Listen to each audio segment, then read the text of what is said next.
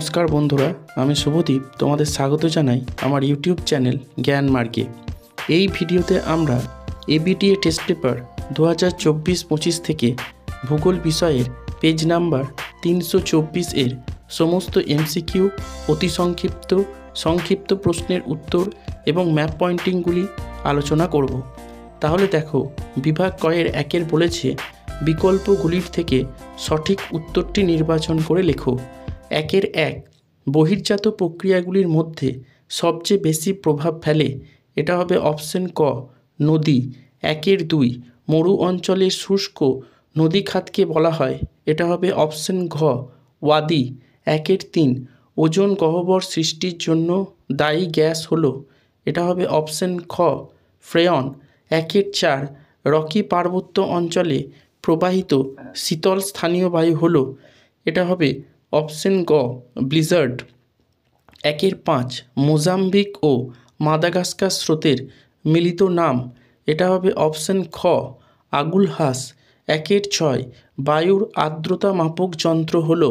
এটা হবে অপশন ক, হাইগ্রোমিটার। একের সাত, ল্যান্ডফিল থেকে উৎপন্ন গ্যাস হলো। এটা হবে অপশন ঘ, মিথেন। একের আট, ভারতের উচ্চতম মালভূমি হলো। এটা হবে অপশন খ, লাদাখ। একের নয়, ভারতের সর্বপ্রথম কার্যকরী নদী পরিকল্পনা হলো। এটা হবে অপশন খ, দামোদর। একের দশ, ভারতের কেন্দ্রীয় বনভূমি গবেষণা কেন্দ্রটি রয়েছে। এটা হবে অপশন গ, দেরাদুনে। একের এগারো, বল উইভিল পোকার আক্রমণ ঘটে। এটা হবে অপশন গ, কার্পাসে। একের বারো, ভারতের একমাত্র বন্দর কেন্দ্রিক লৌহ ইস্পাত শিল্পকেন্দ্র হলো। এটা হবে অপশন গ, বিশাখাপত্তনম।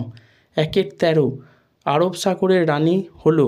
এটা হবে অপশন ঘ, কোচি। একের চোদ্দো, ভারতের উপগ্রহ গবেষণা কেন্দ্রটি হলো। এটা হবে অপশন গ, ইসরো। এরপর দুইয়ের দাগের একেরগুলো দেখো, শুদ্ধ অশুদ্ধ নির্বাচন করতে দিয়েছে। দুইয়ের একের এক, পার্বত্য হিমবাহ থেকে হিমশৈলের উৎপত্তি হয়। এটা অশুদ্ধ। দুইয়ের একের দুই, শিলাময় মরুভূমিকে আলজেরিয়ায় হামাদা বলে। এটা শুদ্ধ। দুইয়ের একের তিন, ভ্যান অ্যালেন বিকিরণ ম্যাগনেটোস্ফিয়ারে দেখা যায়। এটা শুদ্ধ। দুইয়ের একের চার, পার্বত্য অঞ্চলের মাটি হলো পডসল। এটা শুদ্ধ। দুইয়ের একের পাঁচ, লোকটাক হ্রদ নাগাল্যান্ড রাজ্যে অবস্থিত। এটা অশুদ্ধ। দুইয়ের একের ছয়, গঙ্গা নদীর নিম্ন প্রবাহে সর্বাধিক দূষণ দেখা যায়। এটা শুদ্ধ। দুইয়ের একের সাত, টপোগ্রাফিক্যাল মানচিত্রে জনবসতি বাদামি রঙে দেখানো হয়। এটা অশুদ্ধ। এরপর দুইয়ের দুই বলেছে উপযুক্ত শব্দ বসিয়ে শূন্যস্থান পূরণ করো। দুইয়ের এক, হিমবাহের পৃষ্ঠদেশে সৃষ্ট গভীর ফাটলকে ড্যাশ বলে। উত্তর হবে ক্রেভাস। দুইয়ের দুই, পর্বতের ঢাল বরাবর প্রবাহিত নিম্নগামী শীতল বায়ুকে বলে ড্যাশ। উত্তর হবে ক্যাটাবেটিক বায়ু। দুইয়ের তিন, বায়ুচাপ ড্যাশ এককে মাপা হয়। উত্তর হবে মিলিবার। দুইয়ের চার, ডগার্স ব্যাংক মগ্নচড়া ড্যাশ সাগরে সৃষ্টি হয়েছে। উত্তর হবে উত্তর সাগর। দুইয়ের পাঁচ, ড্যাশ দূষণের ফলে মিনামাটা রোগ হয়। উত্তর হবে পারদ। দুইয়ের ছয়, ড্যাশ চাষে রেটুন প্রথা প্রয়োগ করা হয়। উত্তর হবে ইক্ষু। দুইয়ের সাত, ভারতে শহর হতে গেলে ন্যূনতম জনসংখ্যা হতে হবে ড্যাশ। উত্তর হবে 5,000 জন। এরপর দুইয়ের তিনের বলেছে একটি বা দুটি শব্দে উত্তর দাও। দুইয়ের এক, ধোঁয়াধর জলপ্রপাত কোন নদীতে অবস্থিত? উত্তর হবে নর্মদা। দুইয়ের দুই, মৌক্তিক মেঘ বায়ুমণ্ডলের কোন স্তরে দেখা যায়? উত্তর হবে স্ট্র্যাটোস্ফিয়ার। দুইয়ের তিন, হিমপ্রাচীর কোন মহাসাগরে দেখা যায়? উত্তর হবে উত্তর আটলান্টিক। দুইয়ের চার, ভারতের বৃহত্তম অঙ্গরাজ্যের নাম কি? উত্তর হবে রাজস্থান। দুইয়ের পাঁচ, পশ্চিমী ঝঞ্ঝার উৎপত্তি স্থল কোথায়? উত্তর হবে ভূমধ্যসাগর। দুইয়ের ছয়, ভারতের একক বৃহত্তম শিল্প কোনটি? উত্তর হবে কার্পাস বয়ন শিল্প। দুইয়ের সাত, মহাকাশে কৃত্রিম উপগ্রহ যেখানে রাখা হয় তাকে কি বলে? উত্তর হবে প্ল্যাটফর্ম। দুইয়ের আট, ভারতের সর্বাধিক জনঘনত্বযুক্ত রাজ্য কোনটি? উত্তর হবে বিহার। এরপর 2-4 বলেছে বাম দিকের সঙ্গে ডান দিকেরগুলো মিলিয়ে লেখো। 2-4-1 ওড়িশা, এটা হবে অপশন 4 চিল্কা। 2-4-2 নীলগিরি, এটা হবে অপশন 1 ডোডাবেট্টা। 2-4-3 কেরল, এটা হবে অপশন 2 ভেম্বানাদ। 2-4-4 বরাকর, এটা হবে অপশন 3 তিলায়া। এরপর বিভাগ গয়ের 3-এর দাগেরগুলো বলেছে নিচের প্রশ্নগুলির সংক্ষিপ্ত উত্তর দাও। 3-1 বলেছে ধারণ অববাহিকা কি? উত্তর হবে নদীর উৎস অঞ্চলে অসংখ্য ক্ষুদ্র ক্ষুদ্র ঝর্ণা ও অতি ক্ষুদ্র ক্ষুদ্র জলধারা বিভিন্ন জায়গা থেকে এসে একত্রে মিলিত হয়ে কোনো নদীর উৎপত্তি ঘটালে ও নদীর জলের যোগান অব্যাহত রাখতে সাহায্য করলে নদীর উৎস অঞ্চলের ওই অববাহিকাকে ধারণ অববাহিকা বলে। এরপর 3-1 অথবাটা বলেছে গ্রেট গ্রিন ওয়াল কি? উত্তর হবে মরুভূমির প্রসার রোধ এবং ভূমির ক্ষয় থেকে রক্ষা করার জন্য আফ্রিকার সাহারা মরুভূমির দক্ষিণ দিকে মরুভূমির সীমানা বরাবর প্রায় 15 কিলোমিটার চওড়া এবং 8000 কিলোমিটার দীর্ঘ অঞ্চল জুড়ে যে অরণ্য প্রাচীর বা বনভূমিকে স্থাপন করা হয়েছে তাকে গ্রেট গ্রিন ওয়াল বলা হয়। এরপর 3-2 বলেছে সমুষ্ণ রেখা কি? উত্তর হবে বছরের একটি নির্দিষ্ট সময়ে সাধারণত জানুয়ারি ও জুলাই মাসে যেসব স্থানের গড় উষ্ণতা সমান হয় বা একই প্রকার থাকে সেই সব স্থানগুলিকে মানচিত্রে একই মানযুক্ত ভিন্ন ভিন্ন কাল্পনিক রেখা দ্বারা যুক্ত করলে যেসব রেখা পাওয়া যায় তাদের সমুষ্ণ রেখা বলে। এরপর 3-2 অথবাটা বলেছে বান ডাকা কি? উত্তর হবে বর্ষাকালে বিশেষত ভরা জোয়ারের সময় জলস্ফীতি হয়ে নদীর মোহনার মধ্য দিয়ে প্রবল বেগে জোয়ারের জল উঁচু হয়ে উজানের দিকে এগিয়ে চলে, একে বলে বান ডাকা। হুগলি নদীতে বর্ষাকালে বান ডাকা দেখা যায়। এরপর 3-3 বলেছে স্ক্রাবার কি? উত্তর হবে দূষিত বায়ু পরিষ্কার করার একটি যন্ত্র হলো স্ক্রাবার। এই যন্ত্রের মধ্যে থাকা জল ও কলিচুনের মধ্য দিয়ে বস্তুকণা মিশ্রিত বাতাস চালনা করা হলে বস্তুকণাগুলি শোষিত হয়ে পরিশ্রুত বাতাস পাওয়া যায়। এরপর 3-3 অথবাটা বলেছে ইউট্রোফিকেশন কি? উত্তর হবে গৃহস্থালী থেকে নিঃসৃত ডিটারজেন্টযুক্ত জল, কৃষিক্ষেত্র থেকে উৎপন্ন হওয়া ফসফেট সারযুক্ত জল বদ্ধ জলাশয়গুলিতে এসে পড়লে জলাশয়ের শ্যাওলা ও অন্যান্য আগাছার দ্রুত বৃদ্ধি পাওয়ার ঘটনাকে ইউট্রোফিকেশন বলে। এরপর 3-4 বলেছে ডেকান ট্রাপ কি? উত্তর হবে দাক্ষিণাত্য মালভূমির উত্তর পশ্চিমাংশে তরল লাভা পর্যায়ক্রমিকভাবে নিঃসৃত ও জমাটবদ্ধ হয়ে সিঁড়ির ধাপের মতো চ্যাপ্টা মাথা বিশিষ্ট মালভূমির সৃষ্টি হয়েছে, তাকে ডেকান ট্রাপ বলা হয়। এরপর 3-4 অথবাটা বলেছে জেট বায়ু কি? উত্তর হবে সমুদ্রপৃষ্ঠ থেকে প্রায় 10 থেকে 12 কিলোমিটার উচ্চতায় অর্থাৎ ট্রপোপজের সামান্য নিচে একটি সংকীর্ণ পথ বেয়ে এঁকে বেঁকে বা সর্পিল আকারে পশ্চিম থেকে পূর্ব দিকে প্রবাহিত প্রবল গতিবেগ সম্পন্ন এক শীতল বায়ুস্রোতকে জেট বায়ু বলে। এরপর 3-5 বলেছে ঝুম চাষ কি? উত্তর হবে যে আদিম কৃষি ব্যবস্থাতে বনভূমি কেটে ও পুড়িয়ে কৃষি জমিগুলিকে প্রস্তুত করে চাষ করা হয় তাকে ঝুম চাষ বলে। পূর্ব ভারতে আদিবাসী গোষ্ঠীদের মধ্যে এই কৃষির প্রচলন দেখা যায়। 3-5 অথবাটা বলেছে শিপিং লাইন ও শিপিং লেন কি? উত্তর হবে যেসব কোম্পানি বা সংস্থার জাহাজ নিয়মিতভাবে আন্তর্জাতিক সমুদ্রপথে চলাচল করে সেই কোম্পানি বা সংস্থাকে শিপিং লাইন বলে। শিপিং লেন পণ্যবাহী জাহাজগুলি কোনো একটি বন্দর থেকে অন্য একটি বন্দরে যে নির্দিষ্ট জলপথের মধ্য দিয়ে যায় তাকে শিপিং লেন বলে। এরপর 3-6 বলেছে সেন্সর কি? উত্তর হবে সেন্সর হলো একটি সংবেদনশীল যন্ত্র যা দূরে থেকেও বস্তু সম্পর্কে পুঙ্খানুপুঙ্খ তথ্য সংগ্রহ করতে পারে। এই সেন্সর প্রধানত 2 প্রকারের হয়, যথা সক্রিয় সেন্সর যেমন র্যাডার এবং নিষ্ক্রিয় সেন্সর যেমন MSS বা মাল্টি স্পেকট্রাল স্ক্যানার। এরপর 3-6 অথবাটা বলেছে পিক্সেল কি? উত্তর হবে উপগ্রহ চিত্রের ক্ষুদ্রতম উপাদান হলো পিক্সেল। এর সংখ্যা যত বেশি হবে উপগ্রহ চিত্রের স্পষ্টতা তত বেশি হবে এবং উপগ্রহ চিত্রের প্রত্যেকটি উপাদানকে আলাদা করে চিহ্নিত করা যাবে। পিক্সেলের ডিজিটাল নাম্বার 0 থেকে 255-র মধ্যে থাকে।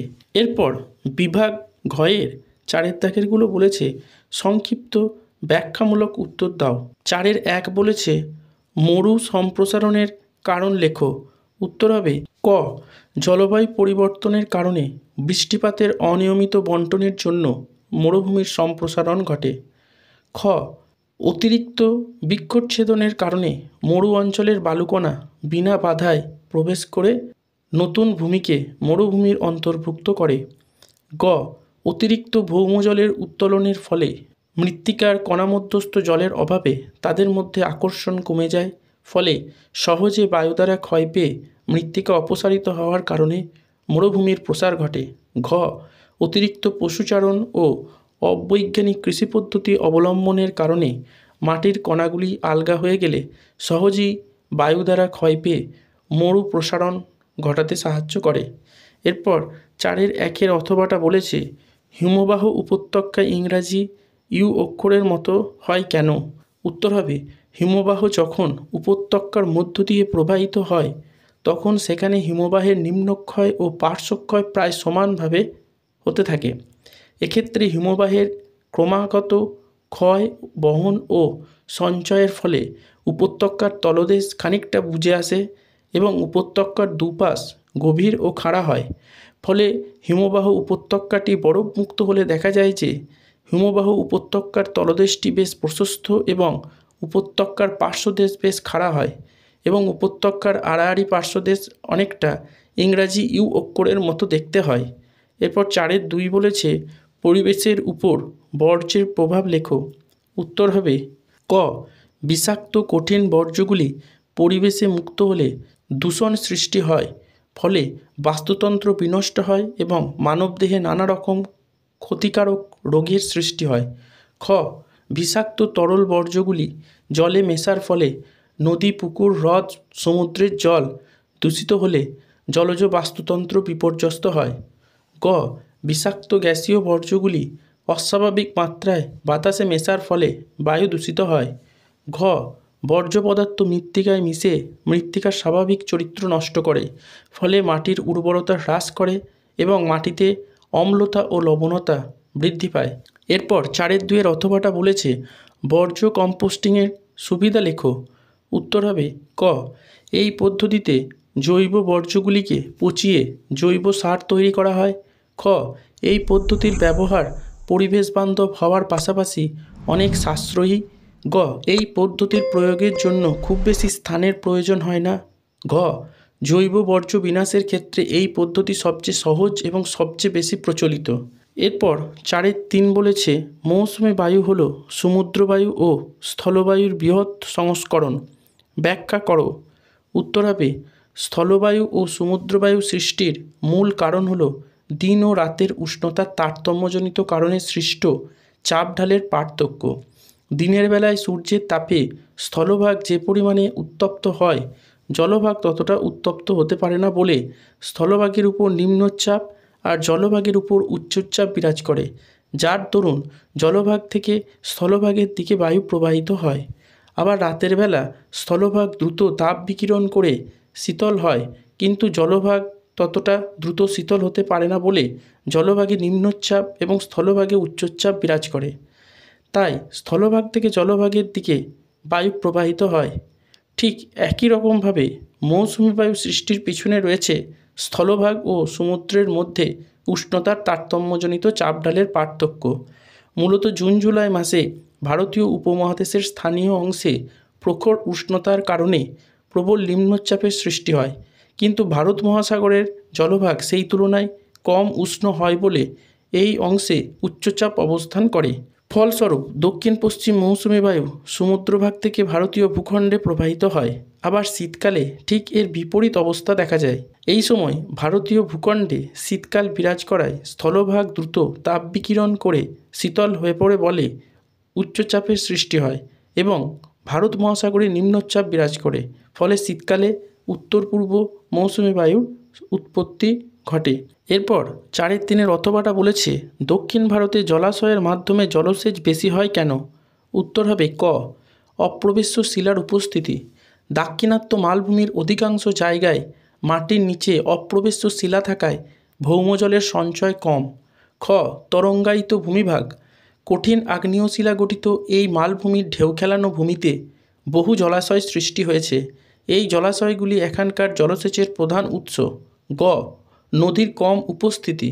দক্ষিণ ভারতের সর্বত্র নদী না থাকায় এবং ভূমিভাগ কঠিন আগ্নেয়শিলার স্তর দ্বারা গঠিত হওয়াতে নদী থেকে খাল খনন করে জলসেচ করা সহজ নয়।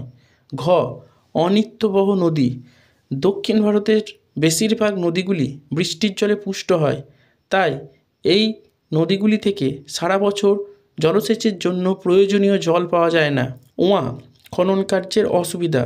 কঠিন শিলাস্তর দ্বারা গঠিত হওয়াতে দক্ষিণ ভারতে খাল খনন, কূপ ও নলকূপ খনন কষ্টসাধ্য হওয়াতে জলাশয় জলসেচের অন্যতম পদ্ধতি হিসেবে পরিগণিত হয়। এরপর 4-4 বলেছে দূর সংবেদনের সুবিধা অসুবিধা লেখো। উত্তর হবে এর সুবিধাগুলি হলো ক, পৃথিবীর বিস্তীর্ণ অঞ্চলের তথ্য এই ব্যবস্থা দ্বারা অতি অল্প সময়ে একেবারে সংগ্রহ করা সম্ভব। খ, ভূপৃষ্ঠের দুর্গমতম এলাকার বিভিন্ন বিষয়ের প্রয়োজনীয় তথ্য এই ব্যবস্থার মাধ্যমে সহজেই পাওয়া যায়। গ, এই ব্যবস্থায় তথ্যগুলো সংখ্যার আকারে সংগৃহীত হয় বলে অনেক তথ্য যেমন সংগ্রহ করা যায় তেমনই কম্পিউটারের সাহায্যে এগুলোর বিশ্লেষণ করা অনেক সহজ হয়। এরপর অসুবিধাগুলি হলো ক, প্রাথমিকভাবে এই ব্যবস্থার অর্থ ব্যয় অনেক বেশি হয় বলে অধিকাংশ দেশে এর প্রচলন কম। খ, বৃহৎ অঞ্চলের তথ্য একসঙ্গে সংগ্রহ করা হয় বলে ওই বিস্তীর্ণ অঞ্চলের অনেক ক্ষুদ্র ক্ষুদ্র বৈশিষ্ট্য থাকে, সেগুলি সম্বন্ধে সঠিক ধারণা করা যায় না। গ, অনেক সময় মেঘাচ্ছন্নতা ও অন্যান্য বায়ুমণ্ডলীয় প্রতিবন্ধকতার কারণে এই ব্যবস্থায় সঠিক তথ্য পাওয়া যায় না। এরপর 4-4 অথবাটা বলেছে উপগ্রহ চিত্র সংগ্রহের পর্যায়গুলি লেখো। উত্তর হবে প্রথম পর্যায়। এই পর্যায়ে উচ্চ ক্ষমতা সম্পন্ন ক্যামেরা ও সেন্সর লাগানো কৃত্রিম উপগ্রহগুলিকে রকেটের সাহায্যে ভূপৃষ্ঠের সাপেক্ষে একটি নির্দিষ্ট উচ্চতাতে স্থাপন করা হয়। দ্বিতীয় পর্যায়, এর পরে কৃত্রিম উপগ্রহে যুক্ত সেন্সরগুলির দ্বারা পৃথিবীর বিভিন্ন বস্তু বা উপাদান থেকে প্রতিফলিত তড়িৎচুম্বকীয় তরঙ্গগুলি গৃহীত হয়ে বিভিন্ন সংখ্যার আকারে জমা হয়। তৃতীয় পর্যায়ে সংগৃহীত তথ্যগুলি এরপর স্বয়ংক্রিয় ব্যবস্থায় বিভিন্ন সংকেতের মাধ্যমে ভূপৃষ্ঠে অবস্থিত নির্ধারিত কেন্দ্রে বা গ্রাউন্ড স্টেশনে পাঠানো হয়। চতুর্থ পর্যায়ে সংগৃহীত তথ্যগুলির মধ্যে যেসব ভুল ত্রুটি বা অসম্পূর্ণতা থাকে সেগুলি সংশোধন করে এবং আনুষঙ্গিক কিছু পদ্ধতির মাধ্যমে তথ্যগুলিকে ব্যবহারের উপযোগী করে তার থেকে চিত্র প্রস্তুত করা হয়। পঞ্চম পর্যায়ে চিত্র তৈরি হলে সেটিকে ভিত্তি করে জিআইএস পদ্ধতির সাহায্যে প্রয়োজন মতো বিভিন্ন ভৌগোলিক বিষয় যেমন উদ্ভিদ, জলাভূমি, কৃষিক্ষেত্র প্রভৃতি বিষয় সম্পর্কিত বিভিন্ন ধরনের মানচিত্র প্রস্তুত করা হয়। এরপরে বিভাগ 6-6 দাগেরগুলো ম্যাপ পয়েন্টিং করতে দিয়েছে। 6-1 বলেছে কচ্ছের রণ। এটা তো আমরা দেখছো গুজরাট রাজ্যের উপর দিক করে দেখো জলের চিহ্ন দিয়ে কচ্ছের রণকে দেখানো হয়েছে। 6-2 ডাল হ্রদ। এটা দেখো জম্মু কাশ্মীর রাজ্যে জলের চিহ্ন দিয়ে ডাল হ্রদকে দেখানো হয়েছে। 6-3 বিন্ধ্য পর্বত। এটা তোমরা দেখো মধ্য ভারতে যে বাদামি রঙের সর্পিলাকার রেখাটি দেখানো হয়েছে সেটি হলো বিন্ধ্য পর্বত। 6-4 বিশাখাপত্তনম। এটা তোমরা দেখো ভারতের পূর্ব উপকূলের নোঙরের চিহ্ন দিয়ে বিশাখাপত্তনমকে দেখানো হয়েছে। 6-5 কার্পাস উৎপাদক অঞ্চল। এটা দেখো পশ্চিম ভারতে যে সবুজ প্যাচটি দেখানো হয়েছে সেটি হলো কার্পাস উৎপাদক অঞ্চল। 3-6 পশ্চিমবঙ্গের লৌহ ইস্পাত কেন্দ্র। এটা দেখো সবুজ বিন্দু করে দুর্গাপুরকে দেখানো হয়েছে। 6-7 পোর্ট ব্লেয়ার। এটা তোমরা দেখো দক্ষিণ আন্দামান দ্বীপের লাল রঙের বিন্দু দিয়ে পোর্ট ব্লেয়ারকে দেখানো হয়েছে। এরপর দেখো 6-8 বলেছে ভারতের প্রধান মৃত্তিকা গবেষণা কেন্দ্র। এটা দেখো নীল রঙের বিন্দু দিয়ে দেরাদুনকে দেখানো হয়েছে। এরপর 6-9 বলেছে ভারতের সবচেয়ে কম জনসংখ্যাযুক্ত রাজ্য। এটা দেখো কমলা বর্ণ দিয়ে পশ্চিমবঙ্গের উপরে সিকিম রাজ্যকে দেখানো হয়েছে। 6-10 ভারতের রাজধানী শহর। এটা দেখো মধ্য ভারতে দিল্লিকে লাল রঙের চৌকো বক্স করে দেখানো হয়েছে।